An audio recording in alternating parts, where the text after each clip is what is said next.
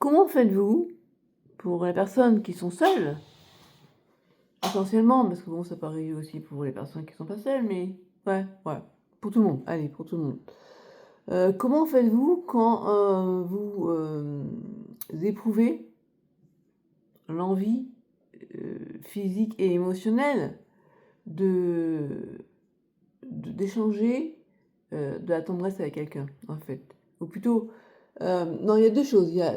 Il peut y arriver, je pense, qu'on ait envie de tendresse avec une personne en particulier, et des fois où euh, son corps, mais aussi parfois ça passe pas mal par la tête. Alors, quand on parle d'émotion, c'est à la fois la tête et le corps, hein. On ressent une émotion qui nous donne envie d'avoir un élan vers une personne et la prendre dans ses bras, peut-être pour une étreinte. Euh, et comment on fait, enfin, comment vous faites quand ça vous arrive? Est-ce que vous l'exprimez? Est-ce que, est-ce que vous l'exprimez d'une manière ou d'une autre? Ça peut être par la parole, ça peut être juste par le geste, parce que vous savez que la personne en face va réceptionner de manière positive votre demande. Ou bien est-ce que vous gardez pour vous et à l'occasion, vous essayez d'en parler avec la personne, ou bien vous avez un chat qui peut, ou un animal autre comme un chien à qui vous pouvez réclamer un câlin, voilà. Comment vous faites, vous? Euh, Moi, je sais que, bon, je pense que tout démarre en fait quand on est petit, c'est-à-dire qu'un enfant, s'il a eu sa, entre guillemets, hein, sa dose de câlin quotidienne, parce que je pense qu'un enfant, il a besoin d'être pris dans les bras, d'être embrassé, que le parent, ou du moins l'arcade du parent, la personne référente qui s'occupe de lui, euh, euh, le considère et de l'attention pour lui. Mais aussi physiquement, moi j'avais été choquée, enfin surprise quand j'avais appris que les enfants qui sont placés dans les orphelinats, si, pour peu que l'orphelinat, on les prenne pas dans les bras, on les cajole pas, ils sont laissés complètement à l'abandon, ils peuvent mourir de l'absence de toucher, en fait. Et donc, quand un enfant, en principe, la mère est plutôt tactile avec son enfant. Déjà parce que dès la naissance, il y a un contact qui se fait très proche. Souvent, on pose premier réflexe, on va poser l'enfant sur le ventre de sa mère, parce que la mère aussi a certainement besoin. Moi, j'ai jamais été mère, mais j'imagine que la mère a besoin de ce contact avec son enfant, et c'est comme ça que va se créer le lien aussi. C'est pas inné. Et donc, en principe, une mère va être tendre avec son enfant. Et après, bien sûr, il y a le père aussi qui va intervenir. Mais bon, quand je vois à mon époque, c'est-à-dire que comme je vais avoir 56 ans en janvier, voilà, c'est donc il y a un demi-siècle, quoi, les pères n'étaient pas aussi présents pour les enfants que maintenant. De nos jours, on peut trouver des papas très, presque papa poule, j'ai envie de dire. Voilà, mais à mon époque, c'était surtout les mères qui s'occupaient des enfants. Et le... donc, bon, dans l'idéal, les parents, que ce soit la mère ou les deux, s'occupent de l'enfant, d'une part physiquement, mais aussi au niveau de l'attention qu'on lui accorde, l'écoute qu'on peut lui accorder, parce qu'il y a rien de pire que comme moi j'ai connu avec mon père, tu dois faire ça, et pourquoi? Parce que c'est un ordre, c'est moi qui te le dis. Bon, il n'était pas toujours comme ça, mais ça c'est difficile pour un enfant, je pense. Et donc, il a besoin de se sentir valorisé, qu'on reconnaisse. Et, euh, et si jamais les parents n'ont pas été très câlins avec lui, et il crée un certain malaise pour l'enfant, et finalement, ça n'a pas l'idée pour la suite de sa vie, pour savoir comment faire avec ce besoin qu'il va ressentir, parce que forcément, on est des êtres humains, donc on a besoin d'être entouré. Attendez, je vais prendre un peu de thé.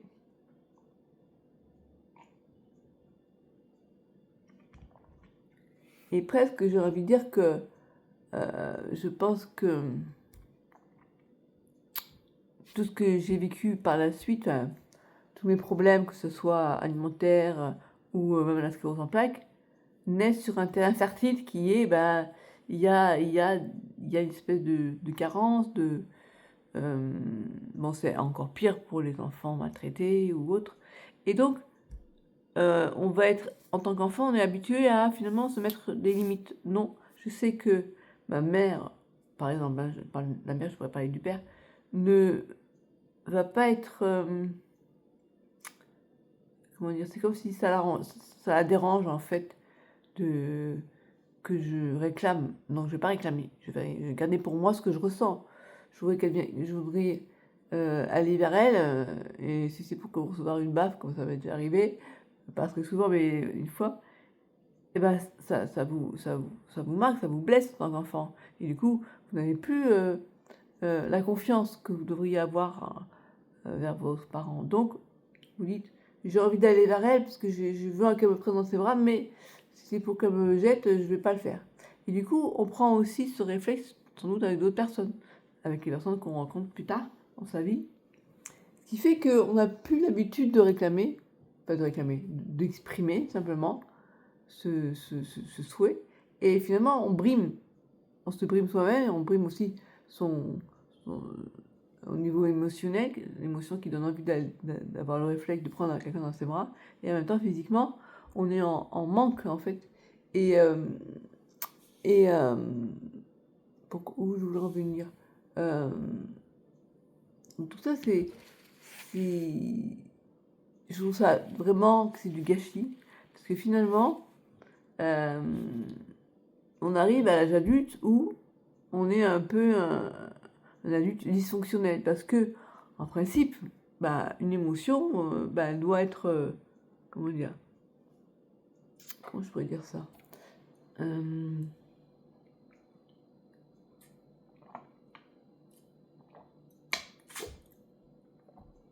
Ça devrait être naturel, en fait, voilà. Ça devrait être naturel. Et je pense à la calinothérapie. Il disait que prendre quelqu'un dans ses bras, c'est ça va le toucher, en fait, va, comme bien sûr on le souhaite, hein, parce que si ça nous est imposé, c'est autre chose, mais euh, ça va provoquer la libération de certaines hormones, l'hormone du plaisir, notamment si on est massé, le massage va provoquer ces hormones-là. Et je vois, il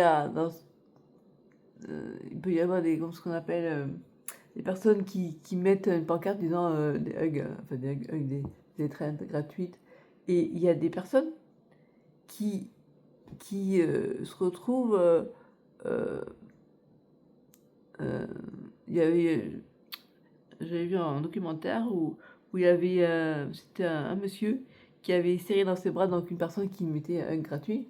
Et il s'est mis à pleurer. Et la personne disait, oui, ça arrive des fois. En fait, on se rend compte que finalement, il y a beaucoup de personnes qui sont en manque de tendresse.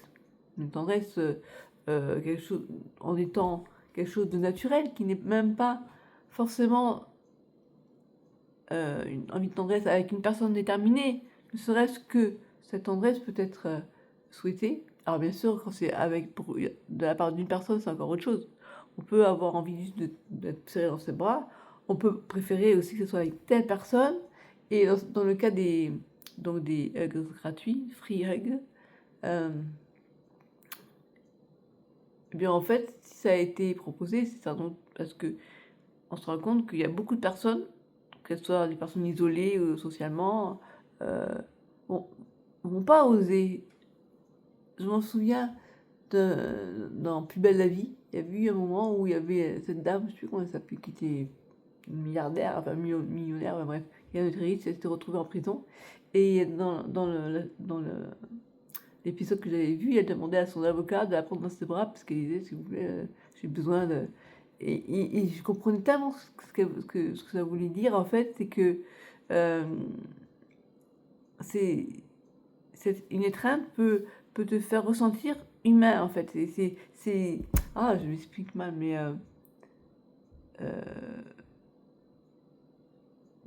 cette solitude affective peut être très douloureuse, en fait.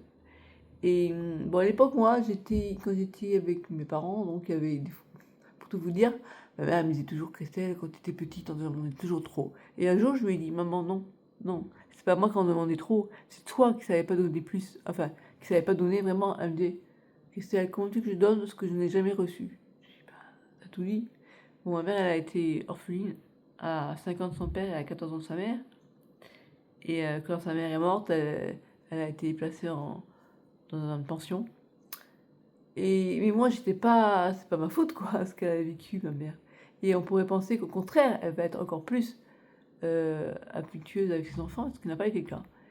Et, et je me souviens une fois aussi, je vous dis différents moments dans ma vie, où il y a une fois où j'avais rencontré quelqu'un par Minitel à l'époque, et on était allés en boîte de nuit ensemble, et d'autres personnes qu'on avait rencontrées aussi par ce moyen-là.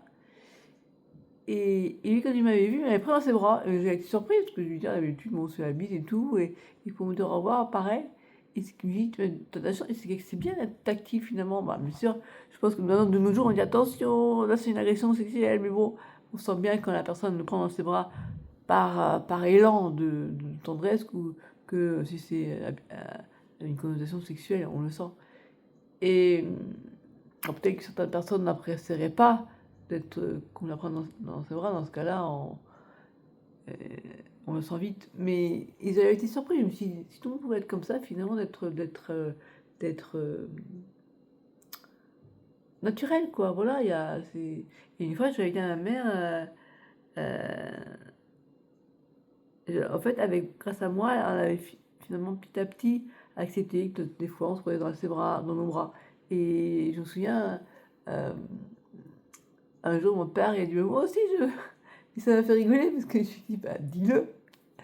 Et d'ailleurs, quand je vais le voir dans sa maison de retraite, des fois, je lui dis, tu sais, je pourrais. Il y a des fois où il exprime, il fait comme ça pour dire qu'on veut qu'on l'embrasse, mais des fois, je me suis dit, lui, est-ce qu'il manque pas de tendresse aussi? Parce que, faut savoir qu'il a eu son accident quand il avait 56 ans. Et depuis, ma mère et lui ne s'embrassent pas. Parce qu'à l'époque, il y a eu son accident, ma mère était plus ou moins séparée, elle était partie à Antibes, elle nous avait laissé seul un peu avec lui.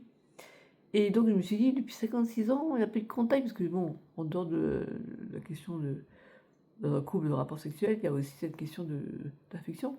Et je me suis dit, finalement, qu'est-ce que ça a dû être pour lui? Ça n'a pas dû être facile, parce que comme il faisait chambre à part, moi de temps en temps, je les voyais, mes parents, et mon père, il voulait embrasser ma mère, mais ils étaient quand même très distants l'un de l'autre. Et vous imaginez bien, si ma mère n'était pas très affectueuse avec ses enfants, et, et moi, je me disais, c'est dommage quoi, d'être comme ça. Et voilà, après, s'ils n'en souffrent pas, tant mieux. Si mon père, il n'y a pas besoin de toucher, de rapport, comment dire. En fait, on dit parfois que les gens sont plus ou moins tactiles et ont besoin plus ou moins de contact. Il y en a qui disent, tu ne touches pas. Et, et c'est... Ouais. C'est pareil pour les gens qui ont des personnes qui sont asexuelles, qui n'ont pas de désir sexuel. Peut-être que c'est pareil pour au niveau affection. En tout cas, quand on a une maladie chronique telle que la sclérose en plaques, il y a des moments difficiles. Et dans les moments difficiles, eh bien, on a envie de chaleur humaine, en fait, tout simplement. On a envie de se sentir entouré, aimé, de ne pas se sentir seul avec le fait qu'on a peur de se retrouver un jour en fauteuil roulant, ou un jour cloué au lit, hospitalisé, et de se dire on peut compter sur quelqu'un, c'est un soulagement, quoi. Et quand on n'a pas ça, ben c'est difficile. Voilà, c'est difficile. Et là où je voulais en venir, c'est que si on pouvait arriver à exprimer ça, et c'est pas facile. C'est pas facile parce que moi aussi je le sais, parce que je l'ai vécu. Ben, avant, j'étais avec mes parents.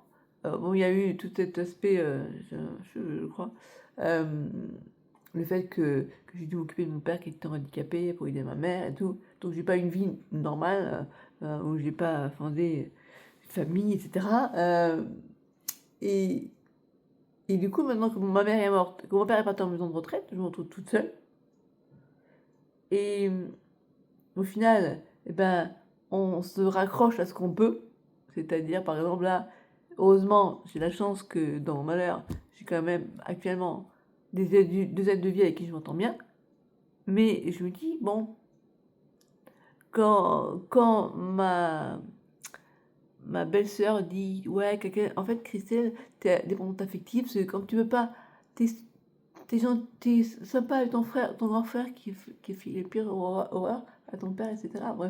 Bref, et il s'accroche à lui parce que tu as besoin de tendresse. Je lui dis, mais mon frère, tu as besoin de tendresse de mon frère? Non, ça fait longtemps que j'ai compris que mes frères, c'était du passé et que je ne peux pas compter sur eux pour quoi que ce soit. Et j'ai plus confiance en mes de vie qu'à ma famille. Et après, on va dire, oui, mais en fait, je me raccroche aux personnes qui m'entourent parce que je suis toute seule.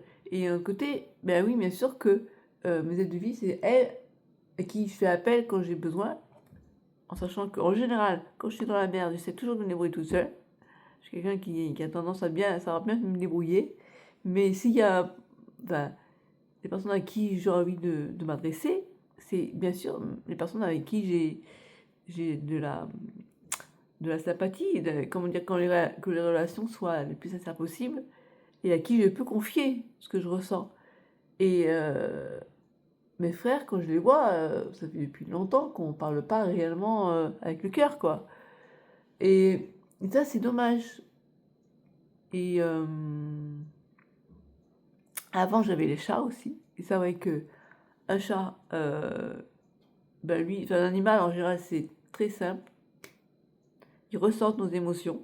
Et en général, je ne sais pas si vous allez le constater, mais quand on n'est pas bien, ils vont venir vers nous. Ils vont.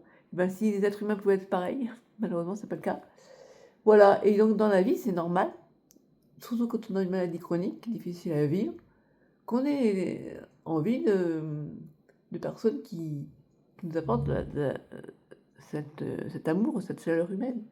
Et le problème, c'est c'est pas évident de dire, ben voilà, là, depuis que je suis toute seule, c'est pas simple, j'ai plus de chat, j'ai plus et, et je fais comment pour, quand j'ai vraiment envie d'un gros câlin, ben je vous dis, je prends mon nounours et je le prends dans les bras et je lui mets une musique relaxante ou alors je mets du ronron, des ronrons en vidéo, et je le prends 1 ou 2 minutes comme ça. Et j'ai conscience hein, que c'est une peluche et que c'est juste des ronrons de chat artificiels, mais c'est mieux que rien. Et je lui dis, à qui de toute façon tu veux exprimer que tu te sens seul, que tu... C'est même pas... Alors, il y a deux solitudes. Hein. C'est moi, le temps qui passe, comment dire, le temps qui passe, je me sens pas seule dans le sens où je m'emmerde.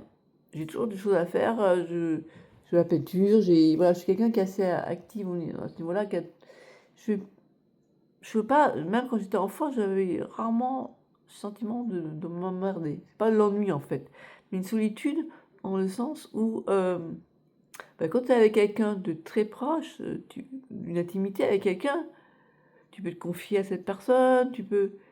C'est pas pareil que qu'avec une peluche. Oui. Bon, bref, vous m'avez compris. Voilà. Et ça manque. Et ouais, des fois, c'est vrai que même si euh,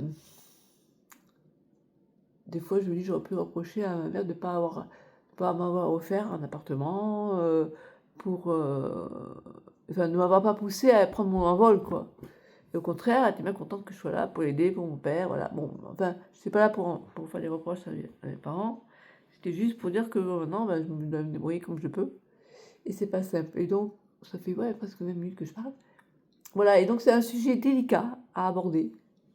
Mais je voulais en parler parce que ben, c'est pas simple d'en parler pour moi, mais j'imagine que je suis pas la seule. Et on peut se sentir seul aussi, enfin seul, euh, même si on est entouré de personnes.